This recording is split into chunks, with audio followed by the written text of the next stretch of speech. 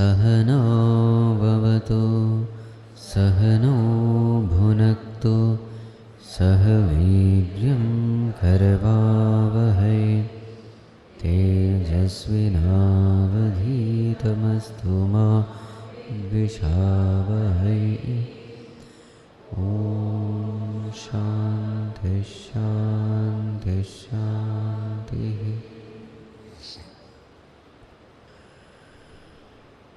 सदाशिवसमारम्भां शङ्कराचार्यमध्यमाम् अस्मदाचार्यपर्यन्तां वन्दे गुरुपरम्परां। श्रुतिस्मृतिपुराणानाम् आलयं करुणालयं नमामि भगवत्पादं शङ्करं लोकशङ्करं।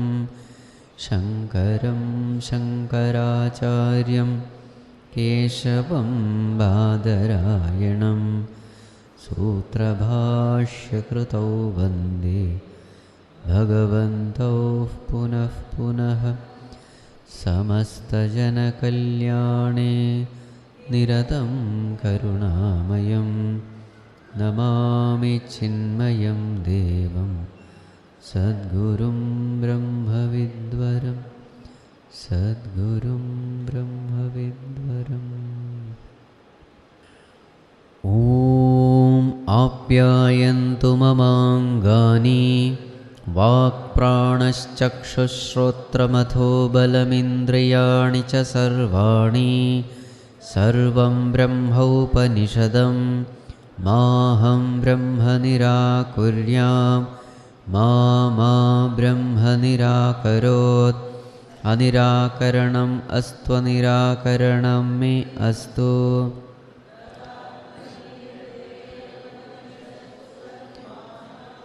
ते मयि सन्तु ते मयि सन्तु। ॐ शान्तिः शान्तिः शान्तिः। Let us chant the second chapter. यदि मन्यसे सुवेदेति दहरमेवापि नूनं त्वं वेत्थ ब्रह्मणो रूपं यदस्य त्वं यदस्य देवेषु अथ नु मीमांस्यमेव ते मन्ये विदितं। Page 126. नाहं मन्ये सुवेदेति नो न वेदेति वेद च यो नस्तद्वेद तद्वेद नो न वेदेति वेद च। यस्यामतं तस्य मतं मतं यस्य न वेद सः अविज्ञातं विजानतां विज्ञातमविजानताम्। 141. प्रतिबोधविदितं मतम् अमृतत्वं हि विन्दते आत्मना विन्दते वीर्यं विद्यया विन्दते अमृतम्। 143. इह चेदवेदी तथ सत्यमस्ति न चेदिहावेदी महती विनष्टिः। भूतेषु भूतेषु विचित्य धीराः प्रेत्यास्मात् लोकात् अमृता भवन्ति। The student says, I have understood it well. But that doesn't mean that I have understood. I know it, at the same time I don't know it. So what is the message? The message is this great reality, this truth can happen only in the absence of the ego. Ego is an illusion. Ego is born out of ignorance. How can an entity which is born out of ignorance, how can such an entity know the truth? how can an unreal entity know the real? The unreal cannot know the real. The ignorance cannot know the knowledge. It is exactly like saying darkness knowing light. These two cannot coexist at all. So therefore the student says, I don't know. Meaning, this I know, these two terms are contradicting by itself. I, the egoistic I, can never know. This I is an illusion. Knowing is real. There cannot be a coexistence between illusion and reality. They are opposite to each other. So therefore, if this experience has to take place, the necessary condition is the ego must disappear. And how can the ego disappear? Through self-enquiry. So as you do this self-enquiry, what should happen? The self should disappear. The ego should disappear. So the whole process of sadhana is nothing but erasing oneself from the scene. Trying to make myself absent.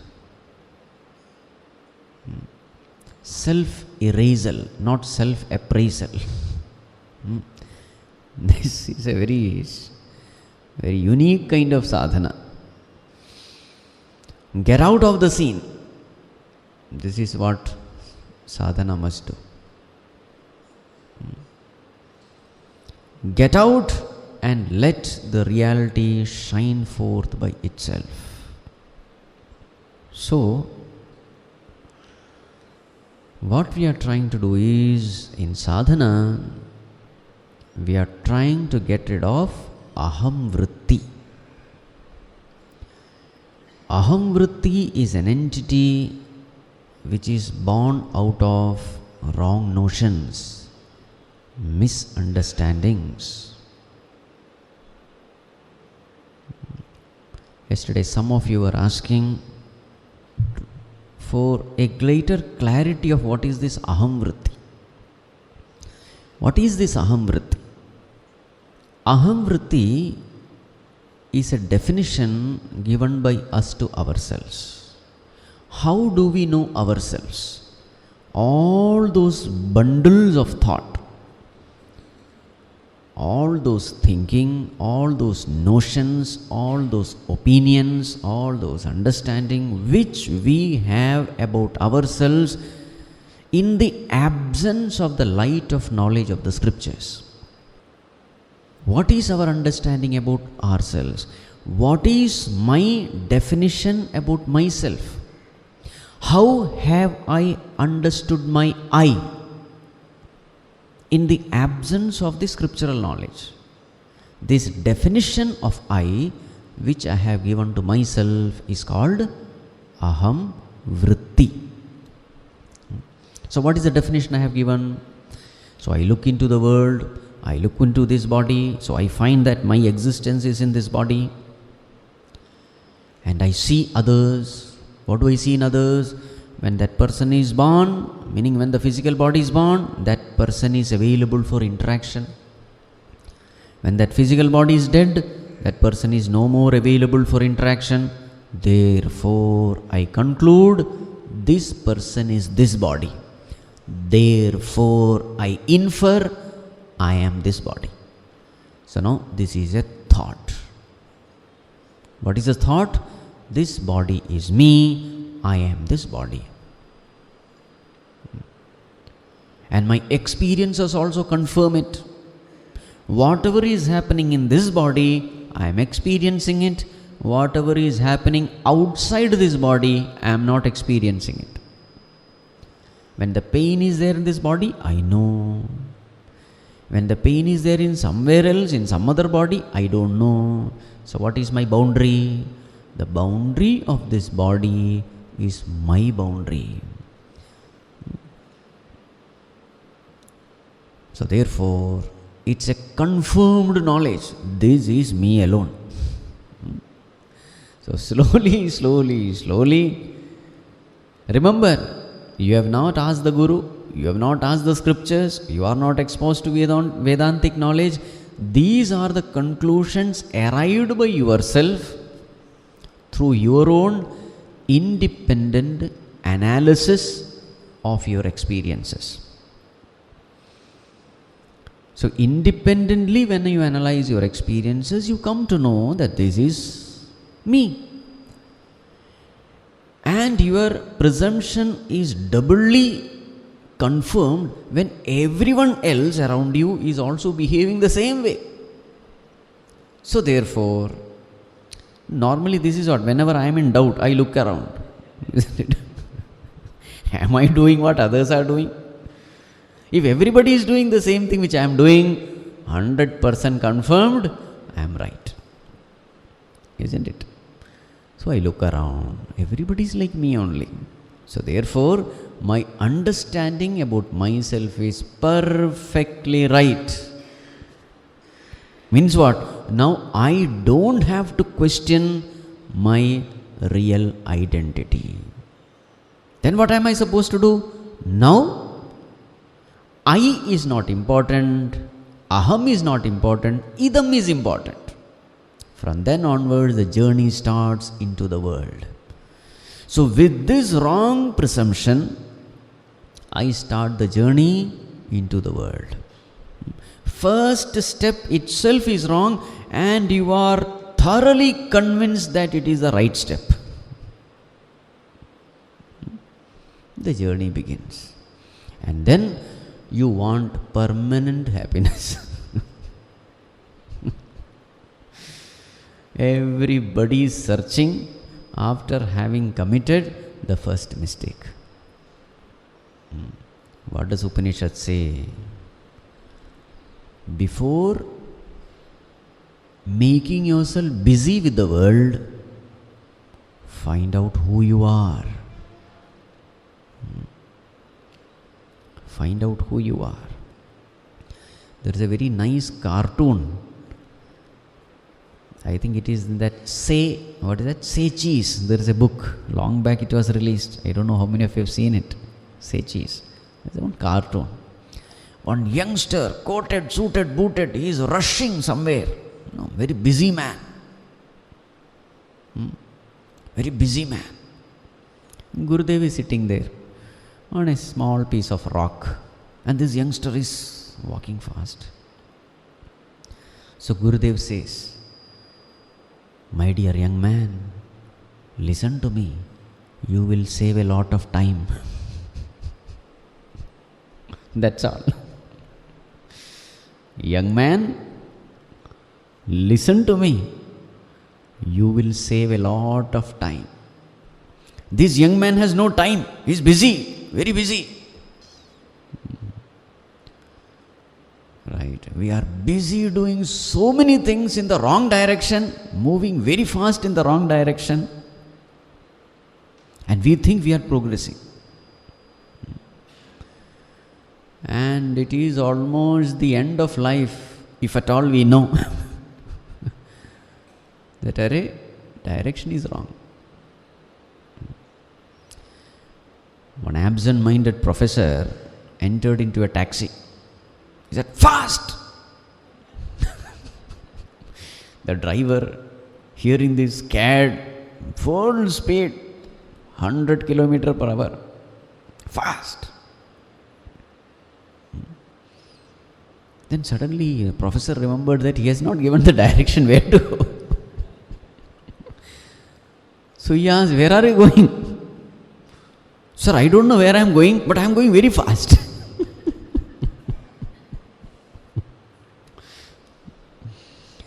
This is our story. This is our story. Where are you going? No, everybody is going, so I am also going. And since everybody is going, I am on the right track. In spirituality, majority is always wrong. In spirituality, majority is always wrong. As far as your worldly transactions are concerned, use the wisdom of the majority. If you want to buy a vehicle, if majority of people have purchased it, you also buy. Because there are a lot of worldly wise people and they cannot be wrong. Use the wisdom of the worldly to live in the world. But use the wisdom of the Rishis to know yourself. Whoever is wise, follow them. When you are living in the world, worldly wise people are needed, follow them. They have done so much of research in the world, follow them. Worldly people are very much useful.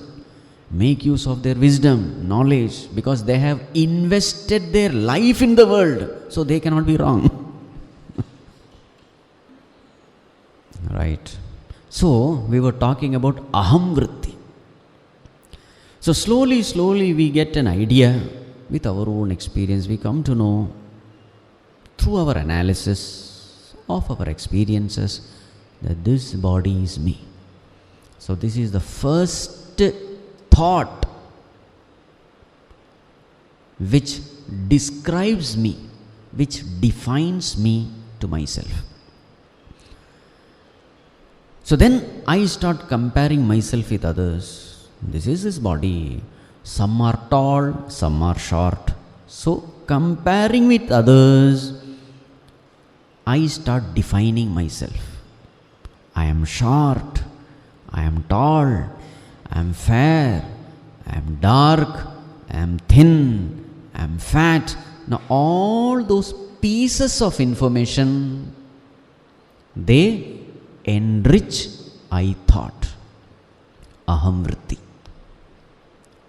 So at the physical level, at the emotion level, at the intellectual level, I compare myself with others, my abilities and talents with others, and slowly I form an opinion about myself. This opinion about myself is what is called as aham-vritti. It is a thought, it is a notion. So now, what is the Guru telling here? Enquire into this I. What is this I? So you find that all these aham-vrittis are nothing but bundle of thoughts, bundle of opinions. Now start inquiring into it. Is this I thought the real me? So how do you inquire? Inquiry is not asking a question. Inquiry is diving deep into oneself and trying to see whether this I thought is the real me. So when you dive deep into yourself, where do you go? You go to the very center of your existence. You go to the very core of your being. Now in this process, the whole journey is going within. You are going within. You are going within. To understand the world, you have to go without. You have to go outside. To understand yourself, you have to go within. So, what are you doing? You are paying attention to the very core of your being. Here the attention is inward. So when you go inwards, what you find there? You find an awareness in you. You find that there is an awareness in me, a consciousness in me. I am conscious. This is where you will come. Now what you have to do? At the seat of meditation, remaining rooted in this consciousness, you have to analyze everything.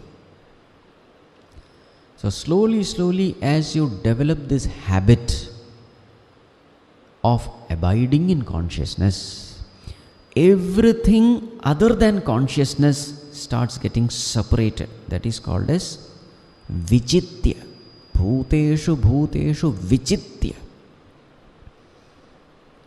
As you start gravitating towards this consciousness, as you start gravitating towards this pure consciousness, and with practice you are able to go deeper and deeper and deeper. As you go deeper and deeper, whatever is at the superficial level, they are left out. And from the deepermost core of your being, where that pure consciousness is experienced, when you look out, what do you see? On the outermost periphery is this aham-vritti, this thought, all the thoughts of the world, and all these idam-vrittis are existing in aham-vritti. Aham-vritti is giving nourishment to all the idam-vrittis. Vrittayastvaham vrittimashritaha vrittayo mano vidyaham manaha. Vrittayaha tu aham-vrittim ashritaha. All thoughts in the mind, they emerge from where? They emerge from aham-vritti. Every thought. It may appear to be a thought of some worldly thing, but when you go to the root of that worldly thought, you will find that that worldly thought is emerging from I thought, aham-vritti. Every vritti means what? Thought. Every vritti is born out of aham-vritti. First I come, then the world comes. This is the meaning. When you wake up from sleep, what is the first thought which comes? The first thought which awakes is aham-vritti. From aham-vritti comes idam-vritti or jagat-vritti. Vrittayaha tu aham-vrittim ashritaha. All the thoughts, they reside in aham-vritti. Now, when you start meditating, what happens? Prati bodha viditam. Brahman is known. How? Prati bodha viditam. In every bodham prati, in every thought, Brahman is known. How? This Brahman is that consciousness in the light of which thoughts are seen. So when you look within, you find that this aham-vritti is not you. This aham-vritti is also a part of drishyam, a part of the scene. If aham-vritti were to be me, I should not be able to objectify aham-vritti. Objectification of aham-vritti is impossible if I were to be aham-vritti. So the very fact that I am able to observe my ego, the very fact that I am able to observe this as a thought separate from me, proves that I am different from it. At a practical level, if you see, you are able to see all your egoistic decisions, egoistic desires, egoistic intentions. In the external world, you are what you call beautifully, ha ha, uhu, but deep down you know This is called witnessing. Externally, I am putting a mask in front of others, but deep down I know why am I doing what am I doing. Go to the very core of your being. Go to the very center and you will find all these are mere thoughts at the superficial level. Pratibodha viditam matam. Now this meditation is possible if you have two powerful instruments, two powerful abilities, two powerful strengths. On one side is this pure consciousness, which cannot be objectified, which remains in the state of being. On the other side are these thoughts which you are observing. All these thoughts are nothing but a representation of the world. Every thought is a representation of the world. So these thoughts represent the world. Consciousness represents God.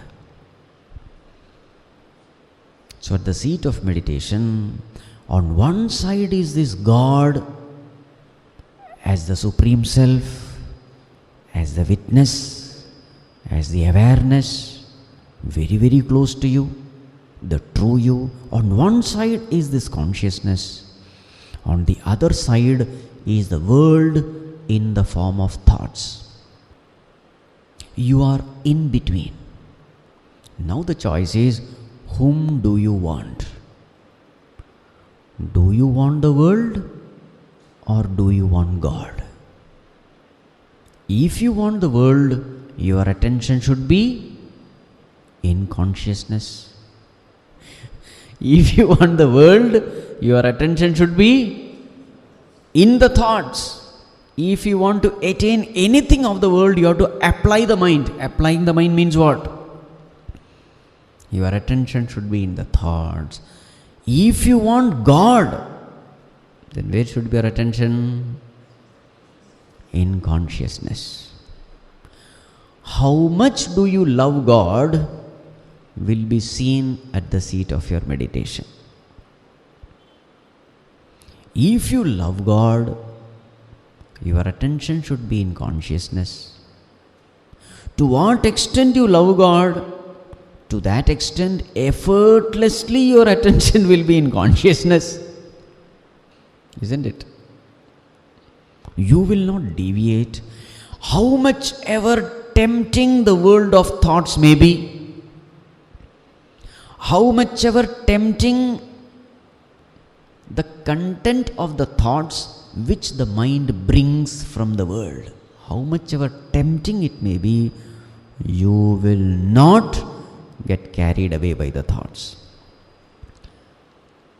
What is the proof that I love world more than God? How will I know I love world more than God? Because very many times the devotees say, I don't know why. I love God very much, but nothing is happening. I think God is partial. What is the proof that you love the world more than God? The proof is, at the seat of meditation, the mind wanders. Wandering mind is the proof that I don't want God, I want world. Mind cannot wander without your permission. Mind cannot wander without your showing interest in the thoughts. Mind cannot wander without your desiring the world. You love the world, the proof is the mind is wandering. where will the mind wander? The mind will wander in vastu, vyakti, paristhiti. Always. It will be thinking of some object. It will be thinking of some person. It will be thinking of some experience. It will be thinking of some situation. As long as our attachment is towards the world, you cannot stop the mind from wandering. You cannot stop. As long as you are valuing the world, you cannot stop mind from wandering. There is a cause-effect relationship. If you see the contents of your thoughts, you will come to know where your weakness lies. Where is the mind gravitating towards? Towards which person? Towards which situation? You will come to know that these are the places where my weaknesses are. So therefore, meditate. Even if you are not succeeding in remaining in consciousness, even then you must meditate. Why? Meditation can reveal so many things which are otherwise unknown to you. The very observing the mind can reveal so many secrets about you. As long as your attention is in the world, you will never know this. What is happening inside, if you want to know, you have to look inside. If you have to look inside, you have to find time to look inside. You cannot be outside and looking inside. So therefore, every day this practice must be done. What practice? The practice of looking within. My entire personality, its behavior, its functioning, its responses, everything depends on these thoughts. So therefore, I have to take care of my thoughts. I cannot take care of my thoughts unless I know what these thoughts are. And I will not know what these thoughts are unless I look within. So, now at the seat of meditation, on one side is this consciousness, on the other side is these thoughts. Now what are you supposed to do? You are supposed to witness the thoughts. When you witness the thoughts, you have to watch the thoughts, at the same time not get attached to the thoughts, not get identified with the thoughts.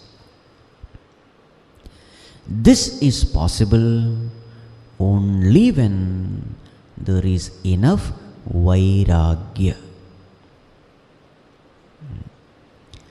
Detachment from the thoughts is possible only with this strength of Vairāgya. What is Vairāgya? Disinterest. The moment you are interested in anything of the world, the mind takes you to that world.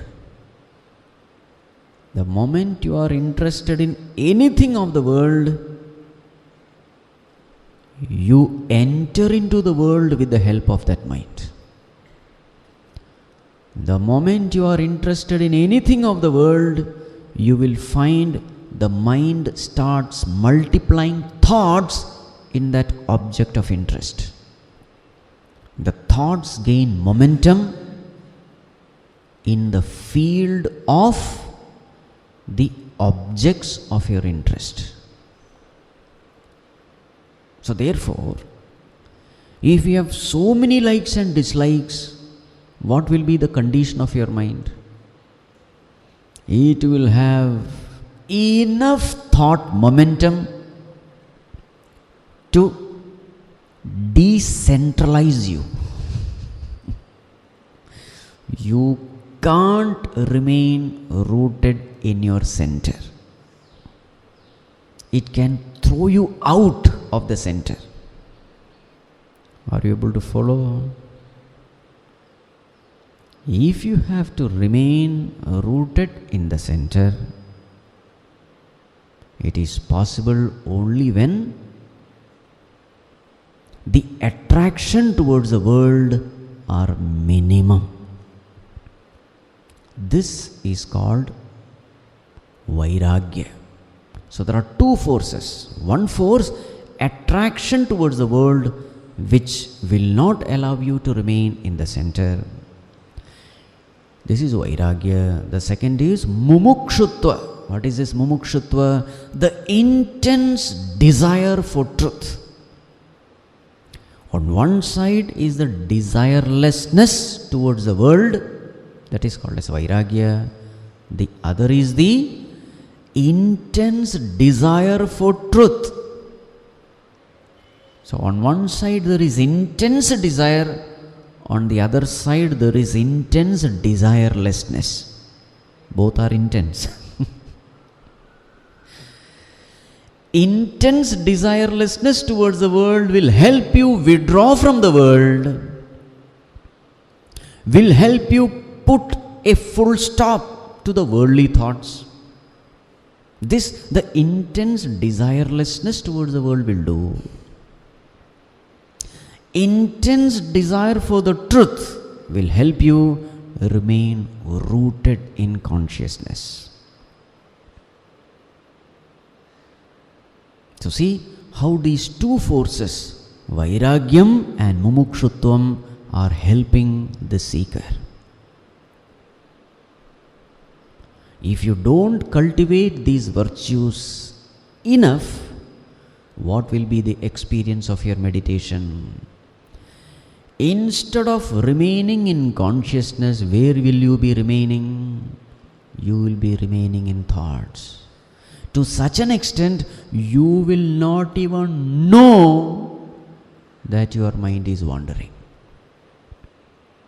You will wander for 1 hour at the seat of meditation and then wake up saying, Ayyo, what have I done?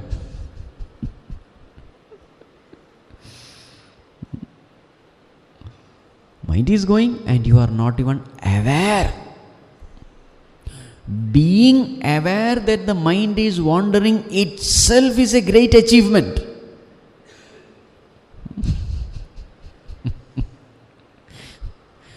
Being aware that your mind is wandering itself is a great achievement, because in that split moment, where are you? You are in consciousness. Without being in consciousness, you can never be aware of your wandering state. In the beginning, this is how the meditation progresses. 1 hour you meditate, maybe 1 fraction of a second you are aware that you have wandered. Now and then you become aware that you have wandered. So 10 minutes of wandering, 1 fraction of second of being aware of your wandering. Again wandering, again 1 fraction of a second of your being aware that you are wandering. Are you able to follow? But as the practice continues, slowly, this being aware becomes more frequent. As you practice, this being aware becomes more and more frequent. And every time you become aware, suddenly you will find the worldly thought ceases. In those rare moments when you are aware, you will find there is a sudden cessation in worldly thoughts, because the moment you become aware, the thoughts cannot stay. The one enemy of thoughts, what is the one enemy? Witnessing. In an intensely witnessing state, thoughts cannot remain there. Sometimes in scriptures it is described as Jnana Agni. Jnanagni sarvakarmani bhasmasat kurute. Sometimes that expression is used. Jnana Agni. Just like in that blazing fire, nothing can stand.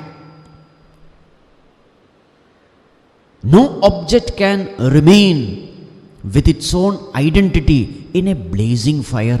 Everything is reduced to ashes. So too, in this intense fire of awareness, no thoughts can stay. Every thought is reduced to ashes. With practice, what happens? This awareness becomes more and more frequent. Otherwise, what is happening is, it is like a small fire and a wind comes, gone. Small fire, wind comes, gone. But slowly, as the awareness becomes frequent, this fire doesn't go off, it slowly picks up. And as this awareness becomes intense, thoughts die down, and that intensity of awareness is able to even objectify aham-vritti also. In the beginning, the awareness is not intense, only idam-vrittis go. But as this awareness becomes intense, just like the fire, in that blazing fire, even the wet wood is burnt, isn't it? In a blazing fire, dry wood is burnt, but even the wet wood becomes burnt. In the same way, in that blazing fire of consciousness, in that intense state of awareness, even the aham-vritti becomes an object of witnessing. That also goes. Then what is the experience? Bhava shunya sad bhava susthiti bhavana balat bhakti ruttama. Bhava shunya sat bhava susthitihi. Susthitihi, firm abidance. Firm abidance. Where? Sat bhava susthitihi. In that sat, in that existence. Firm abidance in that existence. And what is its nature? Bhava shunya. There are no thoughts. Thoughtless awareness. You are intensely aware. Your entire attention is upon awareness. That is the height of alertness. That is the height of perfection in you. You are in yourself. That is called as Atmanyevatmana Tushtaha. So when in that state of awareness you are firmly abiding in consciousness, what will be your experience? Sat Chit Anand. You no more experience the properties of BMI. You experience the properties of your innermost state, of the innermost being. Now in this experience, is the ego present? No, it is burnt. With aham-vritti, this ego is burnt. then who is experiencing? Ego is not experiencing, then who is experiencing? Who is knowing? Who is knowing? You don't need anyone to know, because knowing is the nature of consciousness. Knowing is the nature of consciousness. So therefore, you don't need an individual to know. Knowing alone remains. Knowing alone remains. Knowing without the knower. Knowing without the little I. Knowing without the ego. A pure knowing remains. Right? So let us all sit in silence now. Let us try to abide in that awareness. Once we'll chant Om, take a deep breath.